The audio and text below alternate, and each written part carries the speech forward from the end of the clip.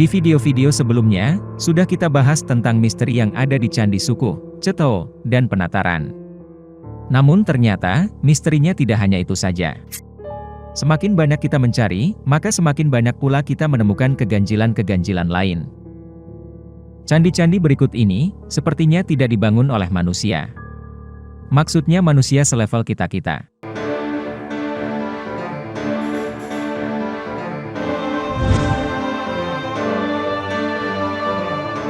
Candi ini dikenal penduduk setempat sebagai candi erotis. Betapa tidak, di pintu gerbang utamanya saja kita sudah disambut relief lingga dan yoni yang siap berpenetrasi. Berdasarkan mitos yang beredar, relief lingga yoni tersebut bisa untuk mengetes keperawanan seorang gadis dengan cara melangkahi relief tersebut. Bagi yang masih perawan, akan rusak selaput darahnya. Dan bagi yang sudah tidak perawan, akan dipermalukan, yakni pakaian yang dikenakan akan terlepas. Di sana juga dapat ditemukan patung tanpa kepala sedang memegang palusnya yang super besar, tidak proporsional dengan besar tubuhnya. Di ujung palus, dihiasi piercing atau tindikan. Mohon maaf, tidak saya tampilkan gambarnya.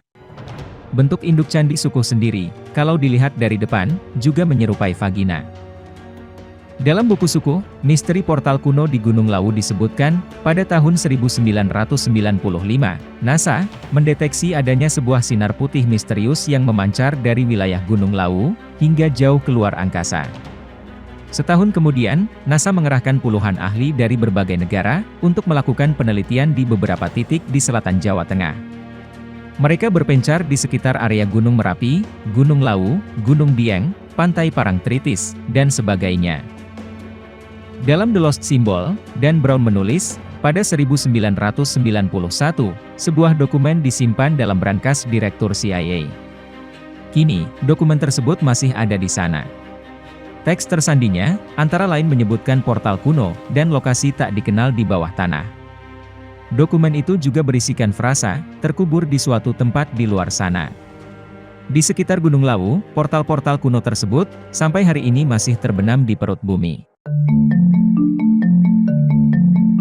Candi Sukuh, baru ditulis pada masa pemerintahan Gubernur Jenderal Sir Thomas Stamford Raffles pada tahun 1815, pada saat pengumpulan data untuk penulisan buku The History of Java.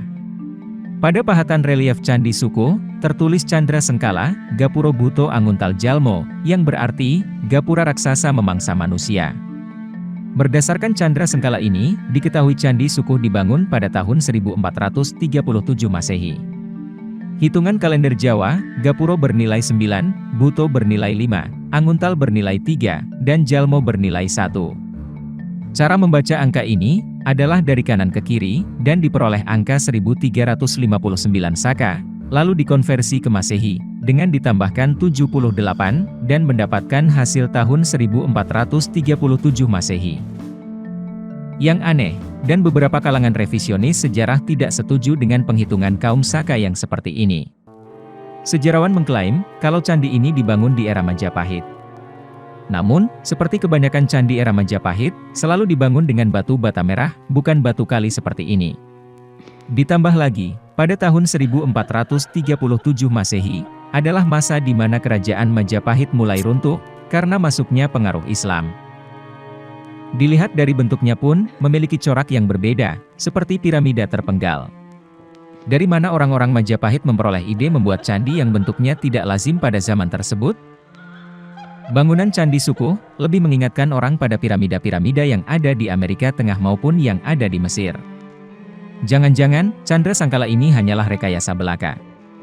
Ini benar-benar di luar kelaziman sebuah candi Hindu yang dibangun di akhir abad ke-15 Masehi, dan membuat candi ini kembali berusia muda. Candi Sukuh dan 3 situs kuno lainnya, yakni Candi Cetho, Candi Ketek, dan Candi Pelagatan, di mana keempat situs kuno tersebut, sama-sama menghadap ke arah Ka'bah, kiblat bagi Muslim sedunia. Ada yang berpikir, candi ini dibangun oleh orang Islam. Ini malah tambah aneh. Untuk apa orang Islam membuat patung dan lingga yoni? Kalau boleh saya berandai-andai, bisa jadi, pada tahun 1437 Masehi, Kementerian Kebudayaan dan Kepurbakalaan Kerajaan Majapahit hanya menyelesaikan renovasi Candi Suko, yang mungkin sebelumnya runtuh akibat bencana alam, dan diberi Candra Sangkala Gapuro Bhuto Anguntal Jalmo. Memang, perkara sejarah masuknya Islam ke Majapahit terdapat ketidakkonsistenan masalah waktu. Bukti Islam datang ke Nusantara, setidaknya bisa ditemukan pada batu nisan Fatimah binti Maimun di Gresik, Jawa Timur pada tahun 1082. Sementara kerajaan Majapahit sendiri baru berdiri pada abad ke-13. Rentang waktu ratusan tahun tersebut, tentunya Islam telah berkembang ke pelosok Jawa Timur, termasuk pada awal berdirinya Majapahit. Jadi tidak benar, kalau di akhir keruntuhan Majapahit, Islam baru masuk ke wilayah Majapahit. Bukti sejarah lainnya yang mendukung, misalnya, pada koin emas Majapahit, terdapat kalimat syahadat dalam tulisan Arab. Pada lambang Majapahit yang berbentuk sinar matahari bersudut 8, di mana setiap sudutnya tertulis kata-kata dalam tulisan Arab, makrifat, syifat, asma, Adam, Muhammad, Allah, Tauhid, dan Zat. 8 kata ini sangat bernuansa Islami.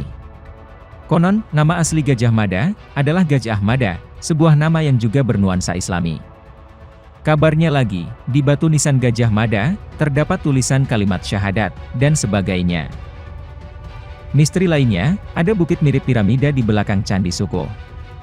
Bukit piramida inilah, yang disinyalir mengeluarkan sinar putih yang terekam satelit NASA di luar angkasa pada tahun 1995. Namun, belum ada info lebih lanjut tentang bukit ini. Kita lanjut saja.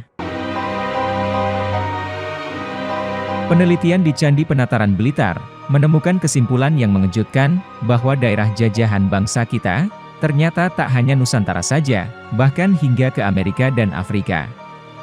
Beberapa relief aneh bergambar manusia dengan ukuran kepala yang besar ini. Lalu tampak beberapa relief manusia yang tampaknya bukan dari bangsa kita. Misalnya wanita ini lebih mirip penduduk Afrika. Lalu tampak orang-orang dari berbagai suku bangsa, yang jelas kesemuanya bukan berasal dari Indonesia, seperti terlihat dari bermacam-macam tutup kepala yang mereka gunakan. Menurut penelitian tim Turangga-Seta, bahkan pria yang berdiri di sebelah kiri ini adalah bangsa Yahudi. Yang mengejutkan, tampak relief geometris yang lebih mirip motif khas piramida Inka. Perhatikan orang yang membawa persembahan atau barang rampasan ini, bermata sipit dan wajahnya lebih mirip penduduk Cina, atau keturunan asli Indian. Dan klimaks dari ini, semua ditemukannya relief penduduk asli suku Indian kuno di candi kita. Tampak bahwa mereka tengah berperang, lalu mereka ditaklukkan oleh leluhur Nusantara. Bukti yang sulit dibantah kalau mereka adalah suku Indian, adalah adanya kaktus, tumbuhan khas Amerika. Tim Turangga-Seta berpendapat bahwa kekuasaan bangsa kita mungkin jauh di luar Nusantara saja, bahkan mungkin bangsa kita sudah menguasai Amerika dan Afrika. Akhirnya kita sampai di Candi Pamungkas, sekaligus bisa dibilang piramida terbesar di Indonesia. Ya, banyak yang tak menyadari bahwa salah satu keajaiban dunia ini sebenarnya adalah sebuah piramida raksasa yang berukir. Ada pula pendapat bahwa candi ini dibangun dengan bantuan dari alien. Jika dilihat dari atas, bentuk Borobudur tersusun seperti pola geometris. Hal ini mirip dengan fenomena crop circle, yang biasa dimaknai sebagai jejak adanya UFO dan alien. Ada beberapa relief mencurigakan di sini, misalnya relief roda terbang berikut ini. Perhatikan gambar relief ini. Di atas kuda dan gajah, terdapat dua benda aneh berbentuk lingkaran. Dua benda aneh ini, terlihat terbang tanpa tiang penyangga atau tali penggantung. Dua hewan ini juga terlihat sedang berlari, yang disimpulkan berada di lapangan luas. Jadi mustahil, jika dua benda asing tersebut menempel pada sesuatu. Penampakan UFO juga masih tergambar di relief satu ini, yang juga di atas kedua hewan tadi. Selain itu, ada juga relief yang disebut sebagai alien, karena terlihat memiliki telinga besar berbentuk segitiga. Relief itu, jelas bukan menggambarkan manusia. Lebih lanjut, bisa lihat video sebelumnya.